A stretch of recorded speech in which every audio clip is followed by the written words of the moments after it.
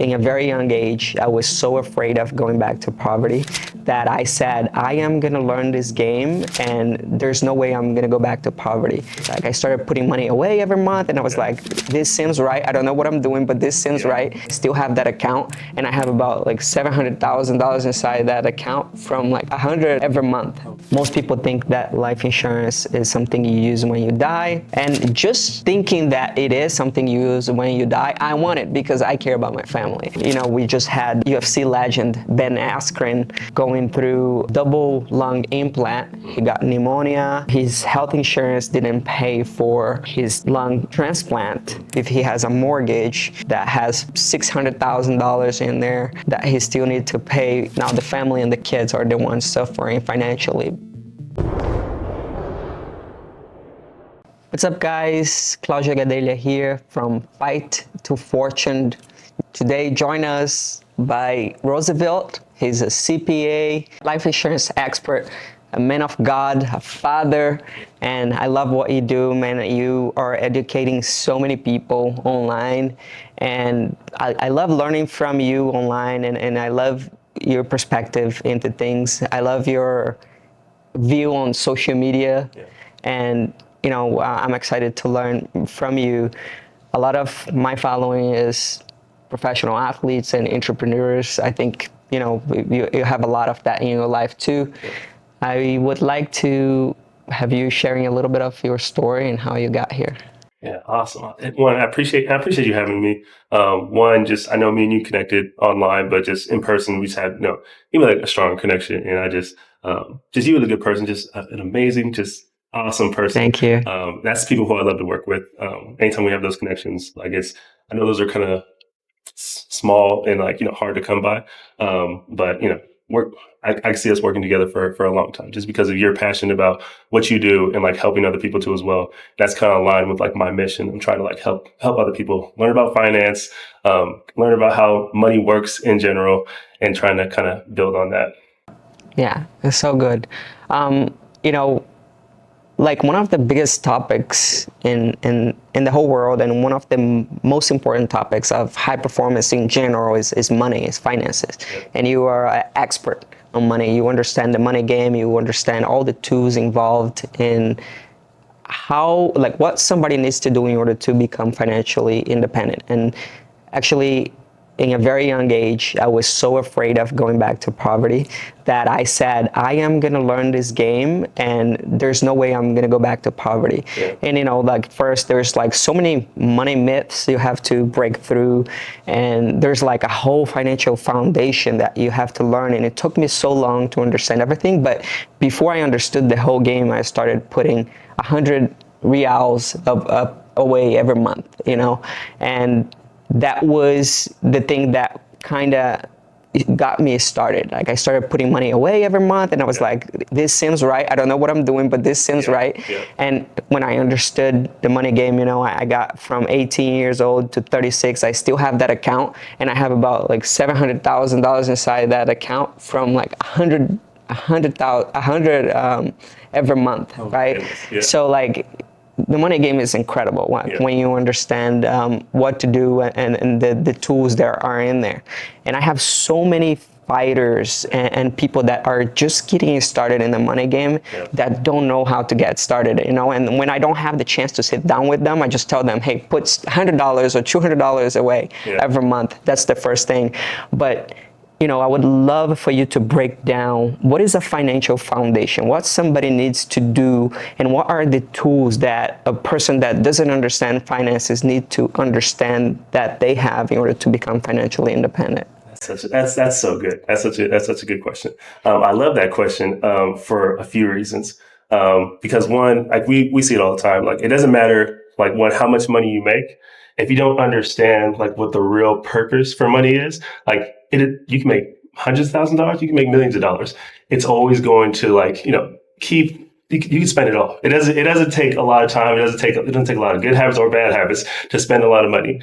And I think a lot of people just kind of have like the misunderstanding of like what the purpose of money is. And but once they kind of realize that, it kind of opens their mind out. Okay, now I just need to think a little bit differently about money. A lot of people like they'll even have a good relationship with money. Sometimes if they have they come from a good family, they can have a good relationship with money. Majority of people don't have a good relationship with money. True. And they come from like a scarcity kind of mindset when it comes to money.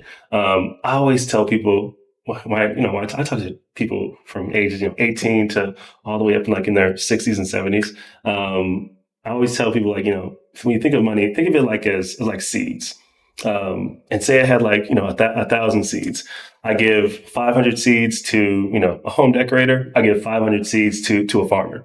If I give those seeds to that home decorator, she might put them in a vase. She might like wrap a bow around, put some flowers in it. It might be a beautiful kind of centerpiece, but the seeds aren't in like the right environment to be as valuable as they're meant to be. And they're literally becoming worth less every single day in the wrong type of environment. But if I give that 500 seeds to a farmer, he knows where to put the seeds. He knows like what type of soil it needs. He knows how deep to put in the soil. He knows if it needs fertilizer. He knows if it needs water, how much water it needs, what type of how much sunlight it needs.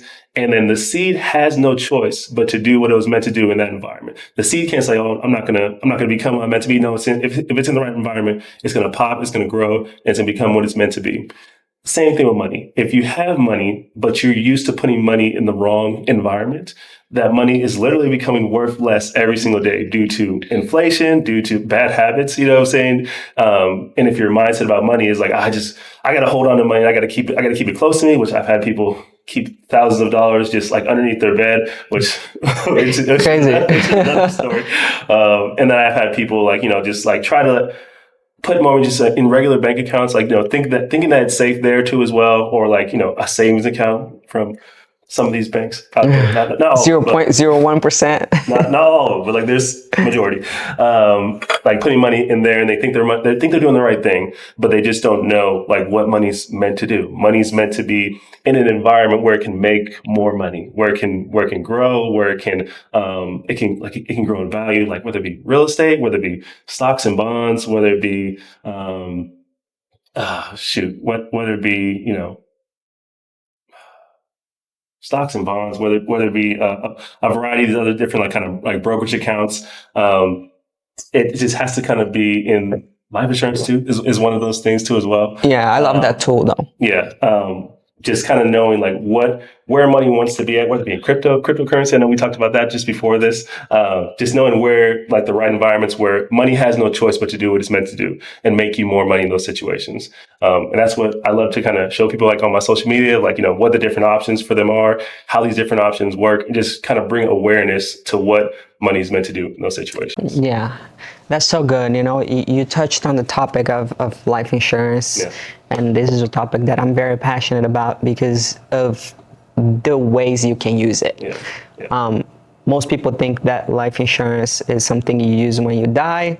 And just thinking that it is something you use when you die, I want it because I care about my family. Yeah. But a lot of people don't. So, a lot of people delay that part of their lives, and then it gets too late. It gets to a point where it's too late. Yeah. But with the modern way of thinking about life insurance, and I know IULs have sometimes a bad reputation by people that don't really understand the tool, but if you do understand the tool, which you do very well, it's a tool that made me a lot of money and made a lot of people that I know that have a lot of money. So can you break down what an IUL is and what that can do for somebody that, it could be like a fighter that is making $500,000 a year and putting that money in his checking account, or in somebody that only have $200 a month and wants to start investing but don't know how and don't know what to do. Yeah. What can IUL do to them?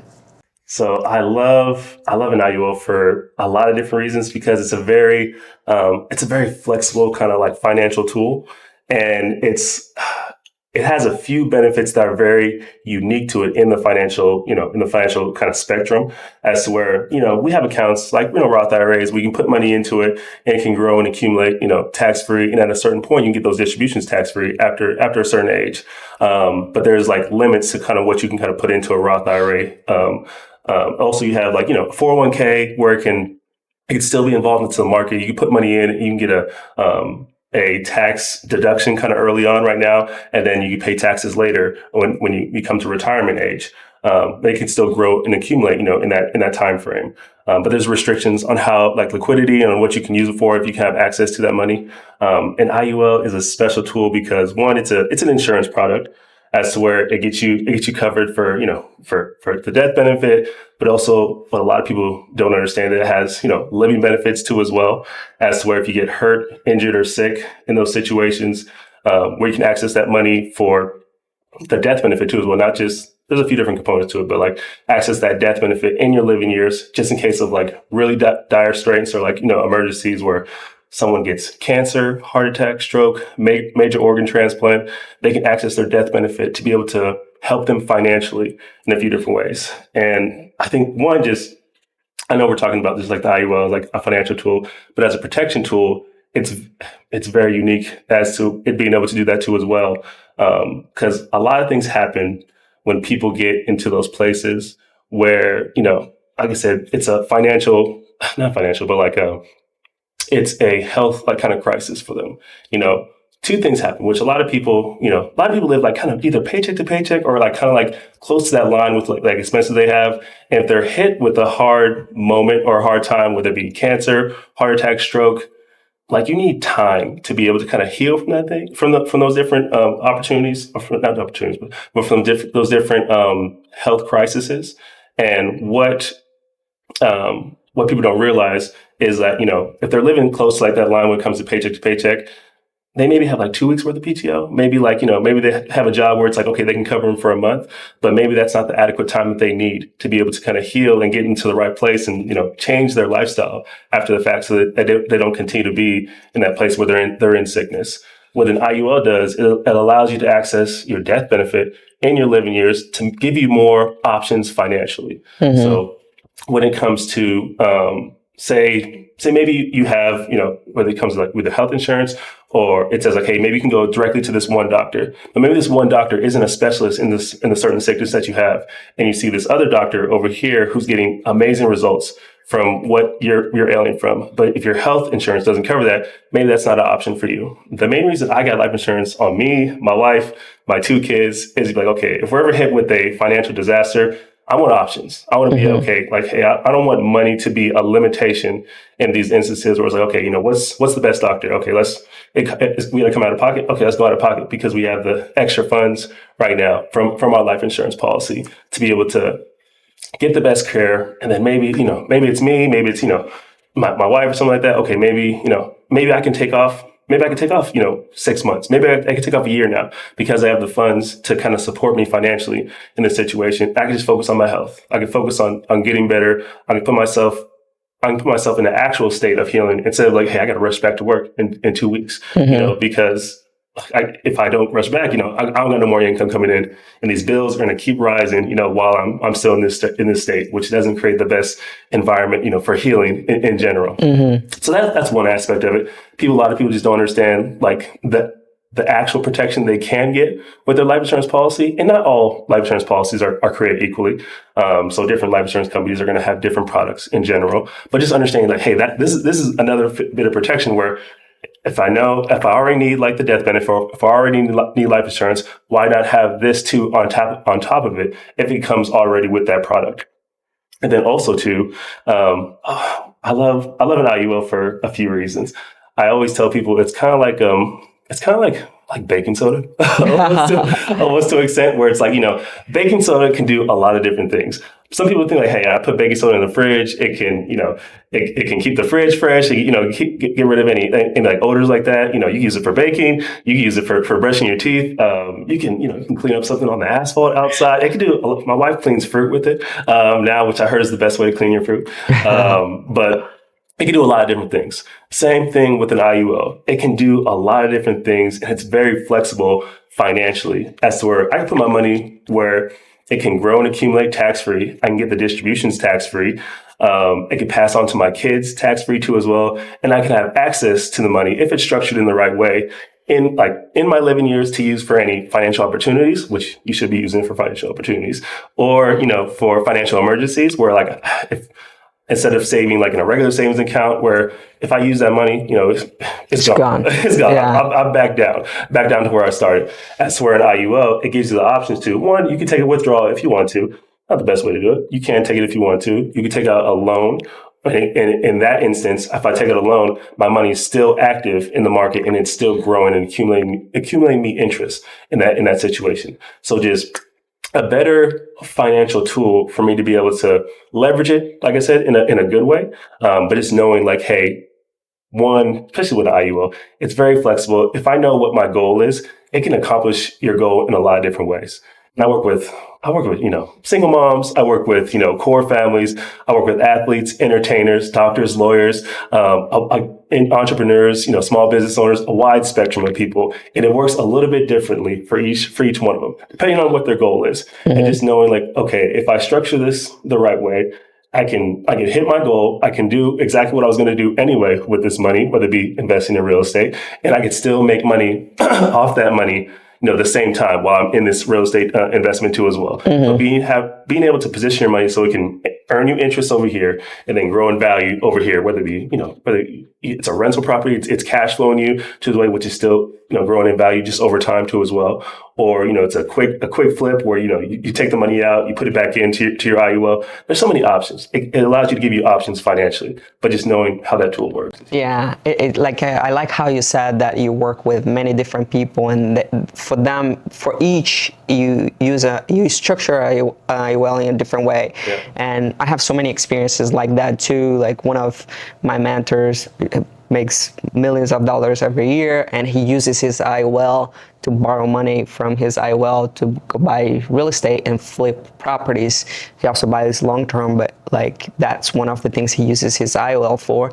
And then my car detailer, he actually started his car detailing business because he had money in an IUL. He worked for a life insurance company here in Vegas, and they just told him to do it. And he was like, okay, I didn't even know what it was, but then I did. And then when I left the company, I wanted to start my own business. And he said, I pulled the money out of that policy to start my own business. And I'm so happy. And I'm like, damn, even when you don't know what you're doing, sometimes if people point you in the right direction, it's going to be good for you long term, which leads to a question that actually I would love to hear from you, because I know a lot of life insurance agents have a bad reputation because they don't set up the policy in the right way. And this is actually what kind of diminish the product, I think.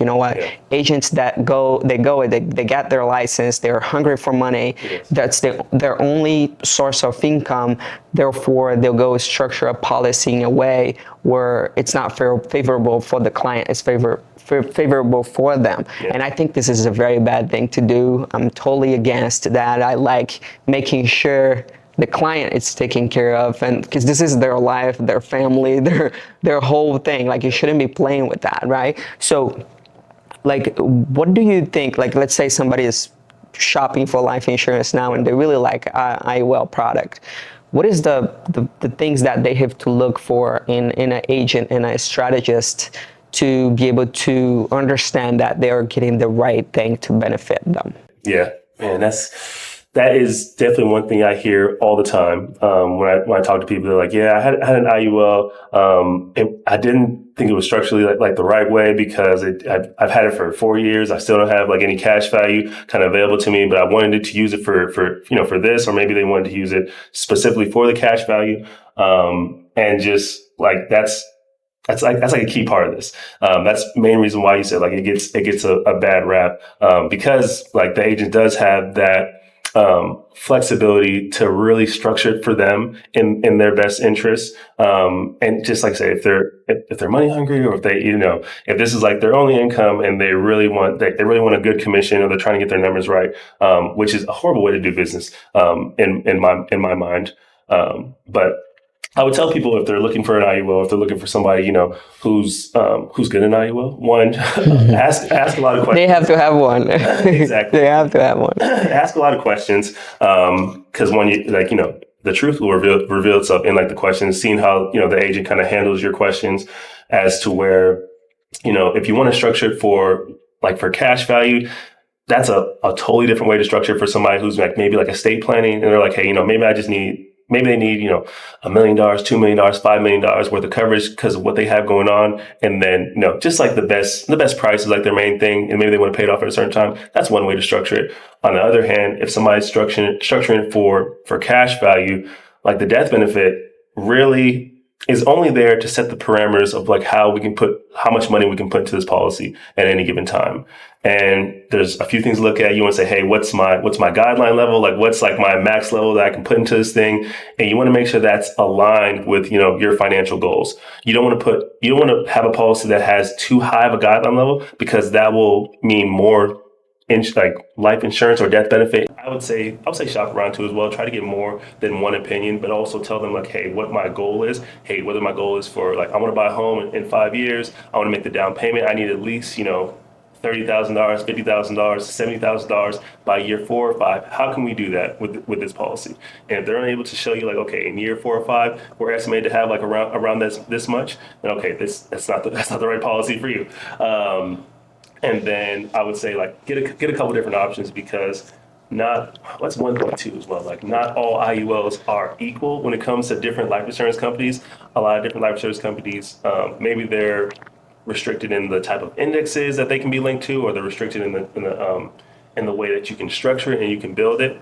You can also do, which is a powerful tool I use for a lot of my clients, is you can do a blend of like permanent and term insurance inside of an IUL. Oh yeah. And by doing that blend, you can make the account more liquid a little bit sooner, depending on, like I said, what somebody's goal is.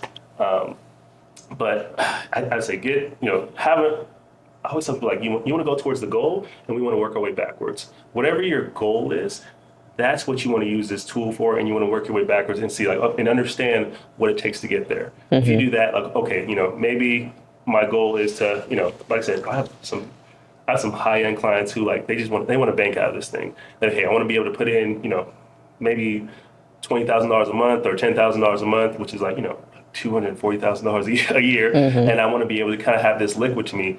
That's a specific type of structure that you kind of have to have for that, and you have to have somebody who can really explain to you, like, one, like, if we put this amount of money in, this is when it's going to be available to you. This is how it's going to work. You can go from year in, year out. Take, maybe leave a small buffer of like inside your policy, but like you can take, maybe put in 240,000. You can take out 220, or $200,000 out, and then being able to show them like the extra benefits along the path. Like, okay, if we do this, it's going to put our money in a position where it can grow and accumulate a lot of interest very fast in this type of situation, but you still have access to your money. You can still do exactly what you want to do with it. And then if you want to build your own annuity or pension in one of these things too as well, you can do that too, like along the way down the line. Yeah. But I say go for know what your goal is, know what you want to do financially, and see if this is the right tool to get you there, and it has extra benefits along with it. Yeah. That's going to be key. Yeah, I love that. Like that's one of the first things I tell people, like, what is your fuck you money number? What is your, like to your boss, to your job, to whatever you're doing that you don't like to do, you have to understand what your freedom number is. Because if you don't, this is for anything in life, like high performance and achievement in general. Like, if you want to achieve anything in life, you have to know what you want, and then you have to build a method to get there, which is not going to be easy, but you can do it. Anybody can do it. If I did, coming from a small town in northeast of Brazil, learning a different language and learning the financial language in Brazil, then here anybody can do it. But I think with professional athletes in general, I think is like, for fighters specifically, you are busy because you train a lot, but you have a lot of free time too. And sometimes, athletes want to spend that time playing video games and, doing things that are not very valuable. To me, like all my free time, since I was very young, I used to study, right? I went to law school. I learned about finances. I don't even remember me playing video games past 10 years old, right? Movies, I haven't watched many movies in my life. I haven't done much fun things, but my definition of fun is having financial freedom, right? And I think athletes sometimes, and I get questions all the time from athletes, and they ask me like, can you refer me to a lender? Because I think my lender is doing me dirty. I'm like, actually, it's your fault, because if you understand what it takes and the knowledge you need to have in order to buy a home and don't get ripped off, now you can go buy and sell many homes and you're not going to get ripped off. Unfortunately, like I had to learn so many lessons paying the tuition, which is losing money to other people.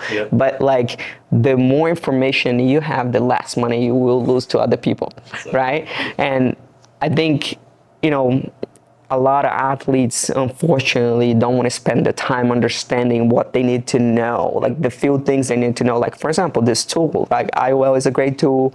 How do you learn more about IUL? How do you get to sit with somebody like you to learn how this tool works, and then get one of this for you?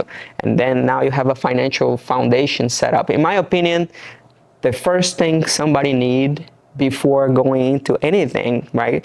You are making money from your job, right? You're trading your time for money, and you're paying for bills. If you're not thinking about ways of turning that time you are trading for money into assets to pay for your bills, you will be on this trap for the rest of your life.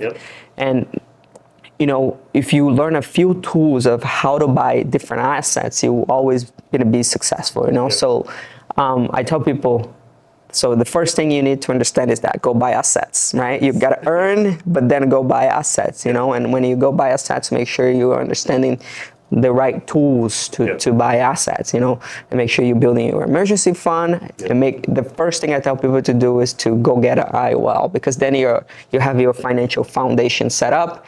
Then now you can go play with a Roth IRA, you can go play with a brokerage account, you can go play with Bitcoin, you can go play with all these other tools and toys that will, eventually diversify your financial life.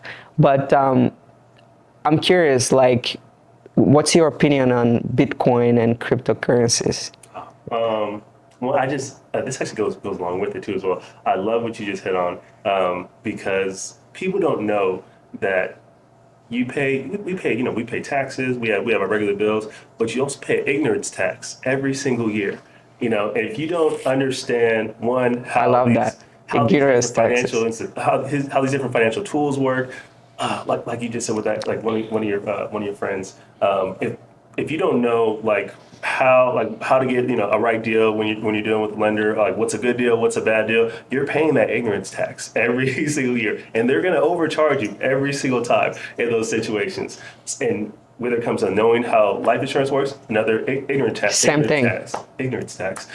that situation. And then even in Bitcoin, if you're not in Bitcoin, or if you're too scared to be in Bitcoin, you're paying another huge ignorance tax, where it's like, hey, I don't understand it, which is okay today. You cannot understand it today, but is that okay for next month or next year? Like, you have the time and like to get the understanding, to get the information, to not be paying this ignorance tax and have it benefit you and your family in these situations. And just like we talked about just a little before we got on here, but I think it's you don't have to be like like a mastermind when it comes to Bitcoin. I recommend that some people have some money in there. I'd recommend you have it like your foundation set up. I'd recommend that you have like your emergency funds kind of set up too as well, where it's liquid, whether it be in high yield savings account, which don't save anything in a regular savings account. If you're saving like anywhere upwards to like a couple $1,000s, like a couple months worth of expenses,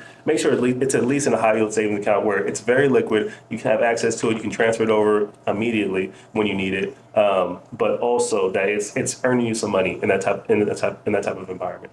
And then also like having life insurance if you have a family, if you even if you don't have like a like a core family, maybe just maybe you're young, you're by yourself. Another ignorance tax was like that's not going to be something your price you're going to pay. That's what your family's going to have to pay for you not being for you not being covered and you not being prepared. Where a lot of people just don't understand. It's like, oh yeah, I don't got any kids, I don't got any I don't got any responsibility. If something happens to you, somebody's gonna be left holding that, holding that bag for whatever like decisions that you've made financially, and they're gonna have to figure it out now. Whether it be them going into debt to kind of like get rid of some of this stuff that you have going on, like just burial costs in general, like just understanding like, okay, I gotta have some sort of coverage just so I'm not so they don't have to pay that ignorance tax kind of later on.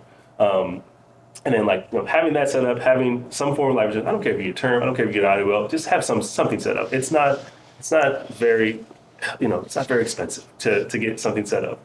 And then, knowing that you want to start investing in different assets, knowing the liquidity and the tax ramifications of all these different assets too as well is very key. Important. As whereas like, I can put my money in real estate, not liquid at all though. Like, No. I can't get that money back out if and when I needed those emergencies. But it can be in the right environment, depending too on the different real estate deal that you do. It can be in the right environment where I can get some sort of value from it for a variety of different ways. Like I said, if I got renters into it, if I'm doing like Airbnb, short-term rentals, which is a very good tax thing too as well.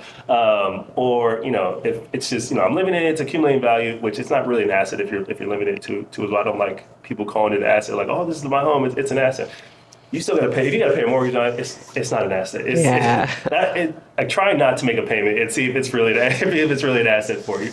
But then knowing like if I'm investing in the stock market, know the risk of it. Like it can kind of go up and down. It can be variable.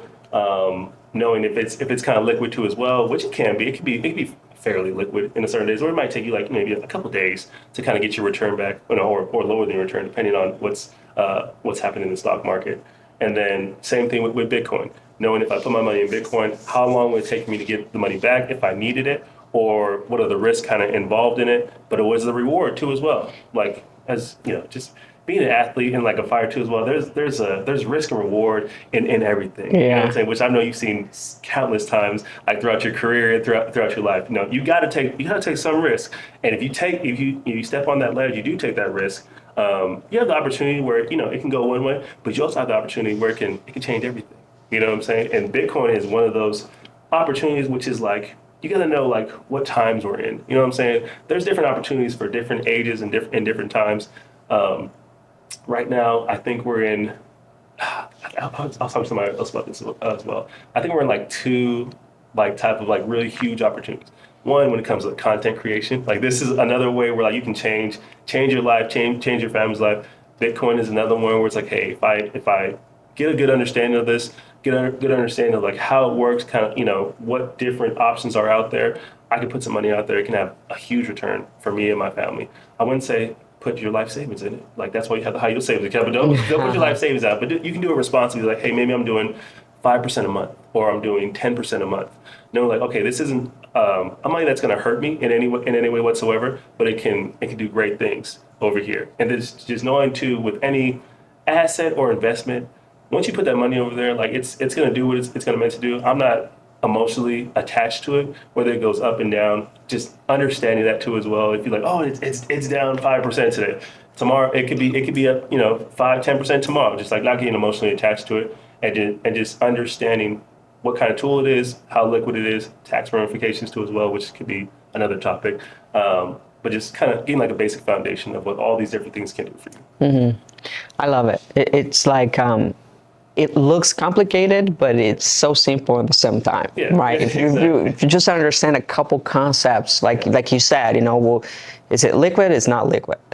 How liquid is it? Like real estate. Like I had to learn the hard way, so many lessons. Like I paid my tuition, paying my ignorance money to other people, but I also wanted the risk because, that's my mentality. There's no growth without taking risk. Absolutely. But like also understanding the tax benefits and intricacies of anything you get into. For example, the other day I was like kind of trying to break down the numbers between, like, let's say if I put $100,000 a year into the IUL, how much money this is going to make me when I'm 60? And if I put $100,000 into the stock market, let's say I'm only buying ETFs, only buying, you know, a ETF that is tracking the S&P 500, which is going to pay me. It's not guaranteed, but the historical data shows you that it will pay you about 10% a year over time. You know, how much money am I going to have in the end? You know, and when you look at the brokerage account, the ETFs, you're going to see a higher number, right? You're going to see a higher number. But also, who knows how much taxes are going to be in 30, 40 years? Like, I believe that taxes are always going to be higher. Yeah. So I'm like, now let me deduct that amount of money minus 30%, right? And now let me think about, I don't know how the market and the economy will be when I'm 60. Yeah. If the economy is down, you know, that my brokerage account will be down. Yeah. But here in IUL, I know that I'm gonna have that amount of money in there when I turn 60, and I can turn on the feature of a lifetime income benefit, and now I can have a $200,000 a year salary from this money that grew over time, and I didn't have to manage. I didn't have to panic when, you know, we went through the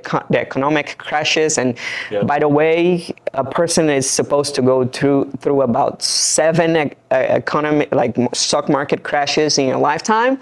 You're gonna see your money crashing, and you have to be able to hold on to, you know, the strategy you built for your future, right? So, like, when you look at these two different options, I like the idea, and Tony Robbins talks about this a lot. There's like so many different features to the idea here with the life insurance product, but you also have safety. You know that when you get to your 60s, you're gonna have that amount of money there paying you a salary every year.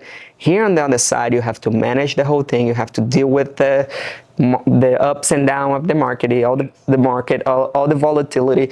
You have to deal with managing your money. You have to deal with the taxes intricacies of it. And then when you get to 60, you got to see what's going to happen in the economy to be able to understand how much money you really have. I think people don't look at that. They want to look at how much money they can get max, and they forget about the little intricacies of the product, right? But then, you know, the other thing is that you get to 60, and now how are you going to manage that money to know how much money you can pull out every year? And never run out of money, right? There's like strategies for that you can go through, but it's not guaranteed. I like this idea better. Way safer. And also, you know, we just had this UFC legend, Ben Askren, going through a double lung implant. He got pneumonia. His health insurance didn't pay for his lung transplant. And I don't know what happened in the end, but he just made a video on Instagram yesterday actually, about the whole thing, and it was kind of traumatizing for him. He said he don't remember anything that happened between the beginning, like mid-May to July 2nd. He don't remember. He doesn't know what happened to him, and he almost died. So if you don't have living benefits in there, now, you know, I don't know his life situation, but if he has a mortgage that has $600,000 in there that he still needs to pay off, and all the things he has to deal with this problem he have, now the family and the kids are the ones suffering financially because, you know, all that. So it's a delicate conversation, and I know a lot of people don't like talking about this, but it's needed. It's needed, and so is estate planning. Right? After you build your financial foundation, you got to make sure everybody around you is safe as well, especially if you are the only provider and if you have kids, you know. So what do you have to share about estate planning, and then also this idea of, I know we talked so much about life insurance already, but I want just a little more advice for the fighters and the people that will watch us here on a case like Ben Askren. Like Yeah. if he, I don't know if he had a life insurance policy, but Yeah. like if he does have one, what are the benefits that he has in this case? One, you've touched on so many like amazing points right there. But like in his case, say he did have a life insurance policy. Say he had $1 million policy, and some, which not every life insurance company is going to be equal to this, but in some life insurance companies, he could probably have access to 70% of that money, in his dire state right now. So he has $700,000 that he would have access to in this situation where he and his family could take it out, use it for any exorbitant medical costs, or just cover like the cost of like the home during that time too as well. And now it puts a sense of like financial ease on like the family in that situation. They already have like the emotional stress that they're going through. He has the physical stress that he's going through too as well. But I think we've all been in states of like, financial stress is real. Like, what I'm saying? That weight that you can carry can be heavy when it comes to like that financial stress, and be like, when you're in a bad spot, like, you might be knowing like, I got to get better, but it's like, I still got to make something happen for my family in this situation. This helps you so that you don't have to worry about that in that type of situation. And then, like I said, just knowing that this is something that's possible, where it's like, hey, I can do what I want to do with my money already and put it into this environment where it can grow and accumulate tax-free for me. I can take the distributions out in a certain way. If you structure it a few different ways, like you can have your death benefit so it kind of keeps increasing over time too as well. So you can be growing your estate while you're doing this. It's like so many benefits that a lot of people just don't know about, and I hear all the time, like from people like in their either 50s or 60s, who say, "Hey, I just wish I would have known that this was an option for me. I just wish I would have known more about this," because a lot of people too, when it comes to life insurance, like you got to qualify for it. You know what I'm saying? Like if you're in, which is tough too as well. If you're in one of these states where like you either have a pre-existing health condition or you have a medical crisis, you can't get approved. Like, you can't get approved for a life insurance policy. It's always when you need it the most is when when you can't get it. Same thing. Like if you're trying to borrow money from a bank. If you need money, they're not going to give you no money in those situations. It's when you do the have the foresight to be able to prepare in those situations. Okay, I want to make sure that everything's good now. We're in a good stable spot. Let's prepare just in case anything were to happen. And then the ignorance tax is always less when you prepare for it. It's always after the fact that things can get kind of out of whack in those situations. Very similar to, which kind of ties into like estate planning too as well. It kind of goes like right along with that, as to where it can be very expensive trying to figure out things after the fact. Where I always recommend estate planning is a few different things. One, kind of planning for like different assets that you have, like protecting those different assets, and there's a variety of different ways to do that, whether it be trusts, whether it be LLCs. If you're operating a business, please get an LLC. Please make sure you're protecting yourself and like your family in those situations. It's really made for protection wise, and also there's some tax benefits that go along to it as well. But when it comes to like a trust, and like that's like the main thing everybody thinks of when they think of estate planning too as well. Life insurance is like key components of that, and then knowing like if I don't have a trust, like kind of what the ramifications of that are, depending on how many different assets you have, how many different accounts that you have. This can be a mess to figure out. And a lot of people think like, oh, I got a will. A will doesn't really mean too much in these situations. A trust is always going to have authority over, the probate courts and the court system in that situation. Because if it's unclear where everything should go, then the courts are going to get involved. It can, it could take months. It could take years in some cases to go through this process, and it can be a very costly process too as well. Eating up the value that you have in those assets. It could be going, instead of to your family, it could be going to the probate court system. And I've seen, that's one part of it, but then also just like when it comes to like when people have like either life insurance or they have like, a lot of assets or a lot of homes, family members could like fight each other over this situations. And it's like unfortunate, but I hear so many stories about it all the time. I'm talking to people, and just having like, especially like you got a lot of things going on, make sure that it's all documented, make sure that it's in a place where it can transfer to your beneficiaries easy, and everybody knows where everything's going, and there's no guesswork at the end of the day. And then there's going to be no fighting too at the end of the day. Where there's been verbal fights, there's been physical fights. I've seen a lot of different situations, and a lot of people who felt like they got done wrong by a close family member to them. So like I said, that's another form of the tax too that you might have to pay. Just putting your family in a bad situation at the by not planning ahead of time. So always with estate planning, as long as you're still here, like that's always a good time to do it. It doesn't matter like kind of how old you are. You don't have to qualify or anything like that for like to get like a trust or anything like that set up. But just understanding that if I plan ahead, it's going to make an easy transition for when I'm eventually not going to be here, because we all have our day. I'm sorry, like nobody's living to 200 years old, 300 years. Like we all have our day.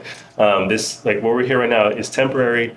But the impact we leave can be forever. You know what I'm saying? Like you could be the person that changes your family's like legacy, that changes your family's like outlook on how they should operate, and like you can leave a huge impact, or you can leave like disorder. Like you can leave like them in a bad spot and have like I don't know about anybody else, but I want my family to be like, okay, hey, Roosevelt did what he had available to him. Like he maximized it, and he added on to it, and he was always searching for more to find better ways to not just make his life better, but everybody around me, whether it be my parents, whether it be my kids, whether it be my wife, whether it be my friends. Like I want to impact everybody's life positive. I want to have a positive impact on that, and you have the opportunity to do that by planning ahead, by setting things up the right way, and then not just leaving things up to chance. Because you leave things up to chance, then it's never going to be a good situation. Yeah, no, thank you for that. This is very needed. I've been so busy and working with so many things that I was talking to my mentor in the life insurance space. He said, I know you're doing good in every area of your life, and you're doing good here too, but like don't forget about this one, because you're gonna change so many people's lives, and this is something very precious, right? And you work with strategies and life insurance and trusts and life planning in general, and I fell in love with finances very early in my life because I needed to get out of my small town, and like you said, I like when you said, like, as a fighter, as an athlete, you take a lot of risks, right? And for me to be here, I had to literally fight for 14 years to be able to get to a point where I could stop fighting and use my brain for other things in my life, because I knew fighting wasn't gonna last forever. But at one point, I would have to stop, and I wanted to stop early. I wanted to stop my fighting career early to make sure I still had my brain cells and I still had my body to be able to do other things in my life, and one of my missions in life is to change people's lives through the tools that changed my life. And I know that's what you do too. So I appreciate you. I appreciate what you do. I think financial education is very needed. Today's I think people like us that come here and use our mission in life to change other people's lives and educate people about finances, we are a gift to the world, so thank you for being that gift to the world. The last thing I want to ask you, because I know you are a man of God, and 2 weeks ago we had about almost every fighter in this UFC card talking about God after their fight. Wow. It was like a special day in the octagon, and I know a lot of people don't believe in God, but you tie finances to God's lessons, and I love that concept of like not only finances, but God with anything you're trying to achieve and do in life. What is something you can share about God and finances to the audience? I love that question, and I love that's amazing too as well. That gives me such joy. There's a few things that give me like real like true joy. One, just like learning and like kind of like improving myself. My kids, of course, like seeing them grow. My wife, like our relationship, seeing that grow too as well, gives me pure joy. Like learning like these different tools when it comes to finance, I get super excited about like just learning all these different things that you can do with money and like understanding like how money operates. But like just seeing like the times we're in right now, and I feel like I don't know, it's something I haven't seen like a long time ago, but I feel like a lot of people are like turning to God and turning to Jesus too as well, and that gives me so much joy, because we all have like we all have our backgrounds, we all have things, nobody's lived like the perfect life too as well, but just understanding like and seeing like just what had God has had like a huge impact on my life, and it's put me in contact with so many like amazing people, and I know it's nothing that I've done. It's like it's truly like His hand moving in my life, and I always want that for other people. So I'm like, hey, just if you can find a way to like like one, just like read your Bible, like everything that I'm talking about, like there's something in there that he's said, that he's like put in, like he's told a story, or he's given like specific like scriptures of like how you should be living life the right way. When it comes to finances, he like it's all been said before. I'm not saying anything that's new underneath the sun. There's nothing new underneath the sun. And like if you open that book, the book will talk to you. And like it's crazy because like I always picture like the Bible as like like a spiritual type of book, like oh there's good sayings in there, but then I really start getting very close to God, which it always comes at a place where like when you're like going through something hard, is like when He's there, He's closest to you the most, and that's when you kind of look for answers, and then He helps you like I don't know, I can talk about this in so many different ways, but like once I learned that like He left like business principles for us too as well, as like hey even like like creating content like like King Solomon, like he would do things a various of different ways. He's like one of the wealthiest kings like in the book, and just like understanding from a point like okay, what is he doing, like what did this person do like during their lifetime, like how did they act, like what principles did they have, and then like how do they go, like you can tie that to your life in those situations. One of my favorite passages is about the man with like the five talents, or as to where there was a businessman, or like a master, and sometimes it says in the Bible, and he gave one of his workers five talents, or 5 bags of gold to be in general, and then which was according to his ability, what he was able to do, and then he gave another one two bags of gold according to his ability, and there was one he gave 1 bag of gold, and the one with 5 took a risk, went out and did what he was supposed to do, and brought back another 5, so he had 10. There was another one with the 2, took a risk, took those 2 bags, brought another 2 bags back, had 4. And the other one, the one who had 1, who had the least amount of it, was scared, was had a scarcity mindset, didn't want to lose anything, just wanted to hold on to it tight, and he just buried it. He just buried his goal and his opportunity too as well, instead of taking that risk. And then when the master came back, talked to the guy who had 5 talents, like, hey, good job, well done, my good and faithful servant, for doing this. Since I trusted you with a little bit, I can trust you with more now. And he's gonna elevate that man. Same thing with the one who turned 2 into 4. Good job, good and faithful servant. I said you did well with a little, I'm gonna trust you with more. Elevate that man. And the one who hit his bag and like just hit the ground. He was like, you wicked servant.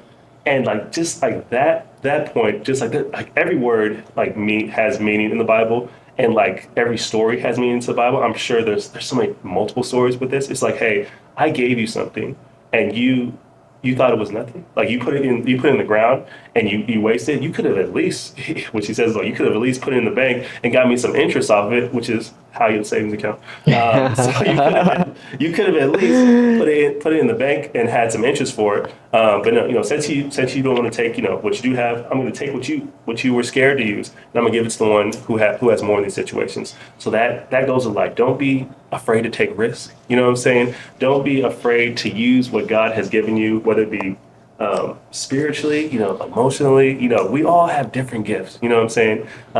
Give it out to the world. Like, what we have is not meant for us. It's meant for the people around us. Mm-hmm. You know what I'm saying? So like share it on social media. Say, share it with your family and friends. Give your gift away, and then it will like God's going to be happy with you because you're going to be doing what He asked you to do in this situation. And it's not like people think like, oh, I can do it or not do it. No, it's like it's a requirement. He, like, to be a good and faithful servant, you need to use what I gave you. Yeah. Don't be afraid of it. You have to take some sort of risk, but He's going to be there with you to support you in you taking that risk because he knows there's risk in it too as well. He knows that we might fall short, but like He trusts us to kind of go and make that investment or take that chance to be better. Yeah, that's so good. I love that lesson so much. And as you were talking about it, I'm thinking about this thing that just happened to me because, like, I took so many risks in my life. And a part of me is still like that inner child,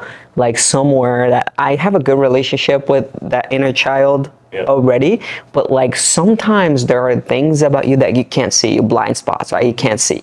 And like, me with money, like I do very well with money, did very well with money my whole life, but I've been seeing like little things about me that I'm like, I think I need to learn a lesson here. Like sometimes I hold on to things a little too long.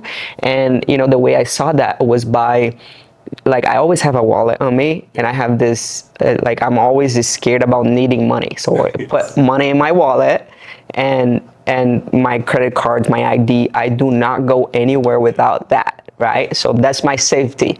And, it's been maybe like a year or so that I'm in need of a different wallet because there's so many things in there that I'm like, okay, I need a bigger wallet. So I just went to Paris and I went to Mont Blanc and I bought a new wallet. It was like, this is perfect. I love this. I can fit my money clip. I can fit all my credit cards. I can fit everything. But on my money clip, I had about $3,000 that I have on me for about 3 years. I do not spend the money. It's like my safety thing. And I'm like finding other ways to use money, but I did not spend that money. So fly back to America and I had to go downtown, close to the civil court in downtown. And I get off my car and I go in the court, get back to my car, drive home, and when I get home, I'm like, where is my wallet? I'm like, fuck. So I ran back to downtown, and downtown Las Vegas is a lot of homeless, a little dangerous, And when I drove back, when I was there, I saw so many homeless on the street. When I drove back, nobody was there. So it was like, my first impression was like, oh, I think they found my wallet and they all went to town. They went, party for them, So I was like, okay, I need to learn a lesson here. So I drove home very nervous because I had all my, like, my IDs, my credit card, everything I had was inside that wallet. Remember, I bought a bigger wallet because I wanted to fit everything in it. And then I'm like, I got home, I'm like, okay, I lost my wallet. I can't get it back.